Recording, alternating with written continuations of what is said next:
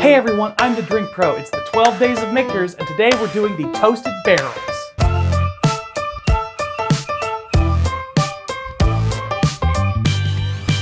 What's up everybody, Kyle the Drink Pro here with you yet again. Thank you so much, as always, for liking this video, commenting on this video, sharing it with your friends, and don't forget to subscribe to the channel. If you haven't subscribed yet, please go ahead and click that subscribe button. It helps me out immensely. Today we're looking at the Toasted Barrel Editions. Now, essentially what these are is standard US1 versions of Michters that have then been extra aged additional time in toasted oak. Now, Michters first released a toasted barrel product, the Bourbon, in the fall of 2014, and since then they've expanded into the sour mash and the rye. Now, the rye is a little bit different and kind of unique here. The sour mash and the Bourbon are both just the standard US1 releases, except they then have additional aging in a custom-built barrel. The staves of that barrel are 18-month air dry aged staves that are then toasted instead of being charred. So their standard barrels are toasted before char is then added.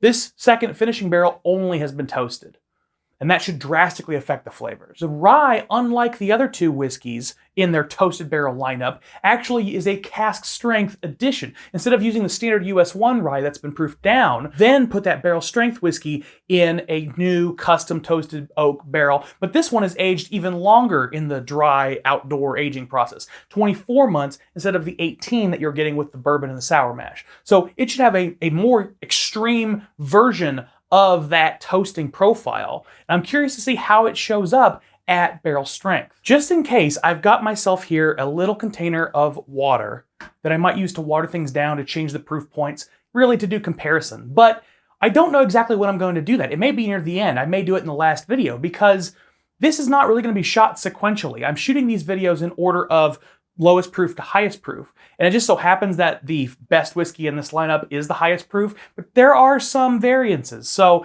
it's going to be shot out of order, but it will all come together for you, the viewer. Now, like I said, the Bourbon and the sour mash are going to be the same proof as the US1 releases, 43% for the sour mash and 45.7 for the Bourbon. Because they're using barrel strength rye, there's some variation in the toasted ryes that are coming out. The one I have from Trevor Kunkel, thanks Trevor, I appreciate it, my man, is sitting at 54.8% alcohol. Also, while I'm thanking people, thank you Joe Brown for the sour mash toasted bottle, and thank you Mark Goldman for the Bourbon toasted bottle. So as you can see, I've got a lot of caps on things. I got a lot of glasses poured out. I'm not gonna be pouring these on camera because I wanna make sure I get all these videos filmed. I wanna make sure I've got everything where I need it to be so I remember where they are, I can keep track of everything, and I can do comparisons. I wanna be able to compare their originals to these other pours to get an interesting perspective on what's going on with these whiskeys. But first and foremost, let's start with the lowest proof in the toasted barrel. This is the sour mash. And right here, I've got the sour mash toasted, and this is the standard sour mash.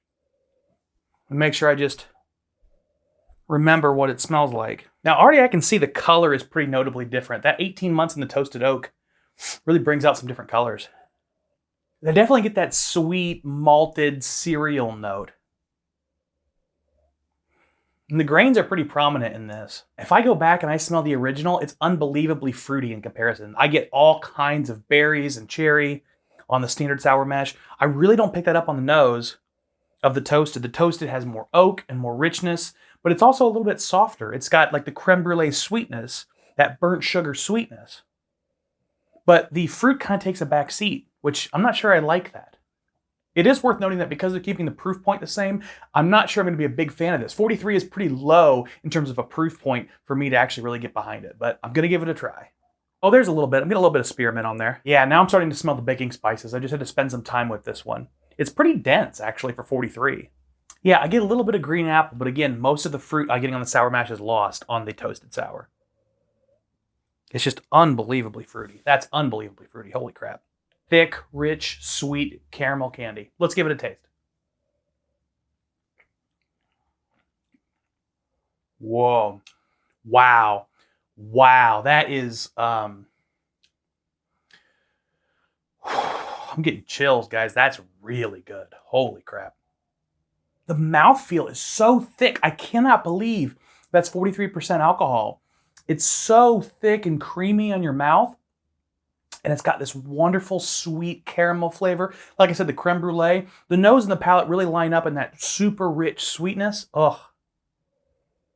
If you like those old style classic sour mash whiskeys, you know, people talk about Dusties and how they used to taste like that. This has some reminiscent elements of that old, super sweet, not too much going on the finish.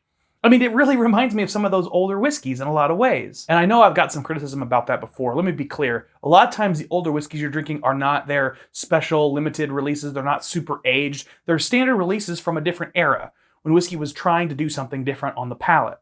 And to me, this is a good example of that super sweet, creamy initial jolt of flavor and then a very quick dissipation to not have very much oak or strong mid-palate finish, which surprises me a little bit. I expect more oak out of something that spent that much extra time in a toasted barrel.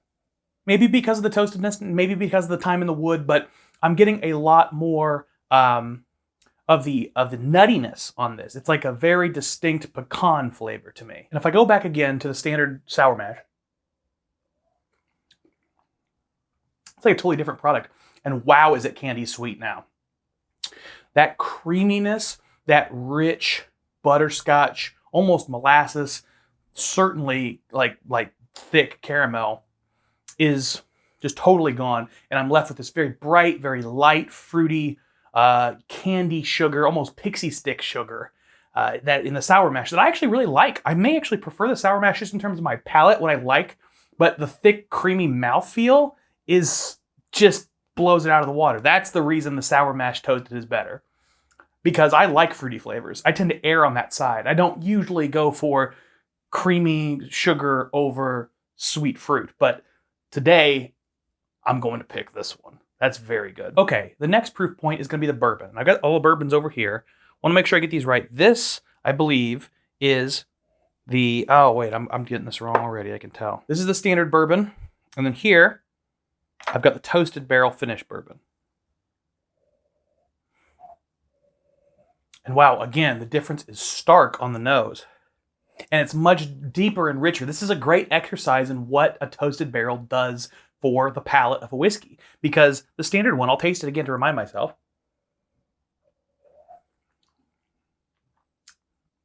Definitely oakier than the sour mash. It's got more wood. It's got this nuttiness. I almost get, in the mid-palate, a hint of chocolate. And that's why I kind of said the bourbon had this toasted quality to me, even before I went for the toasted barrel. I'm really looking forward to seeing what the toasted barrel does, because the regular one already tastes a little bit toasted. So let's give this one a smell. Now, first off, the regular standard release of the Michter's US 1 bourbon, it smells pretty oaky, but it's a dry oak. It's sweet, and then separately you get sort of this dry oak on the nose. But the sweet creaminess on this bourbon is just unbelievable. Let me smell the sour mash next to the bourbon. Yeah, the bourbon gets even darker and even richer. The wood starts to come out more. You still definitely get some of that deep caramel, but the creme brulee is gone. It's leaning a lot more towards the molasses. The deep, rich sweetness is coming out from those barrels. Again, these notes are very similar. The Michter's lineup is a pretty consistent lineup. The sour mash versus the bourbon versus even the American. They have a very standardized profile. So the change between the sour mash and the sour mash toasted is similar to the change between the bourbon and the bourbon toasted. It gets deeper, richer, sweeter, creamier. Surprisingly, the oakiness is kind of replaced by nuttiness. I don't get as much oak, I would argue, on the toasted barrel bourbon as compared to the standard. It's just a different kind of oak. It's that creaminess that almost reads as nutty to me. Let's give it a taste.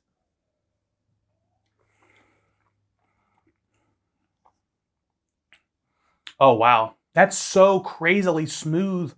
And oh, honey, oak, nuts, almonds, pecans, cashews. Wow. Ooh, and then you get that sort of bitter bark note on the finish. Oh, and the finish is long on this. That toasted oak shows up on the finish. Oh, hold on. Let me try the standard again. Yes. Oh, man. Great. Oh, this is so cool. So the standard Michter's US 1 bourbon has definite dry oak on the finish, but you added that toasted element to it, and that dry oak becomes sweet oak, and it becomes rounded oak, and then this oak just lingers on the palate. Oh, it's fantastic. It's a lot richer. It's darker. It's deeper. There's a lot more nuttiness and oakiness than on the sour mash, even with the toast comparison. But the finish is where this bourbon shines. Suddenly, everything I've had thus far in these videos from Michter's hasn't been super interesting in terms of the oaky finish. Now, this is the second video, like I said, I've shot, but there are more probably before this release. But this one's just really doing something special on the palate, man. This is just fantastic. All right, let's dig into the ryes. Gotta make sure I keep this in order. Okay, this is the standard rye. Just to remind myself of it. Whoa. Okay, now it's important to remember this is not going to be like the standard rye, and I'll definitely, when I do the barrel strength video, compare closely the barrel strength with the toasted, because I haven't done that yet. But the toasted rye is at the higher proof, and man, it's way sweeter.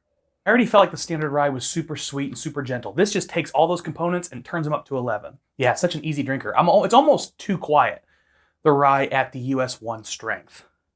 That's 42.4%, just to keep track of it. Let's try this one, which is considerably higher proof, 54.8. Yep, definitely stronger, definitely oilier. Oh, and the rye grain really shows up. So interestingly, I don't think this is my favorite in the toasted lineup, because part of what I liked about the Michter's US 1 rye was that it was gentle, it was approachable, it was sweet and easy, and the rye grain was there, but not overpowering. It wasn't overbearing, it showed up on the finish. To me, the rye is a lot more prominent on the toasted rye. And part of that could be because of the barrel strength nature. I don't know. We'll find out soon enough. But part of it also seems to be from that toasting process. It brings the sweetness down into that deep, dark, rich, brooding sweetness, much like it did with the sour mash and the bourbon. But then it sort of almost like leaves room. It's like an audio mix, right? If you take a sound out of the mid and you just add bass, then whatever was in the mid that remains is going to get a chance to show up, because the gobbledygook that was there before has now been dropped out. Sharp rye flavors, sharp oak flavors. This to me is drinking a lot more like a classic rye, but then with this added oakiness, this added creamy sweetness. The biggest positive I'll say about this rye is that it's got a very long finish. The toasted rye, I mean, being barrel strength will definitely give it a longer finish, but it's been lingering for more than a minute now in real time. And it keeps changing, it keeps becoming interesting and complex, a little bit charry kind of on the palate, a little bit sweet, a little bit rye grain, a little bit honey. It bounces between all these different flavors and just keeps playing on my palate. And that's really fantastic. So although ryes aren't really my thing, I think part of that is why I'm having a problem with the toasted rye is their standard US 1 rye doesn't really drink like a normal rye. But this toasted barrel strength rye has a really wonderful finish. So I could see somebody who loves a long finish and loves oakiness and they love a standard rye really being attracted to this pour. So that's all I've got for the toasted barrels. I hope to see you guys for the next episode. Keep drinking like professionals. Cheers.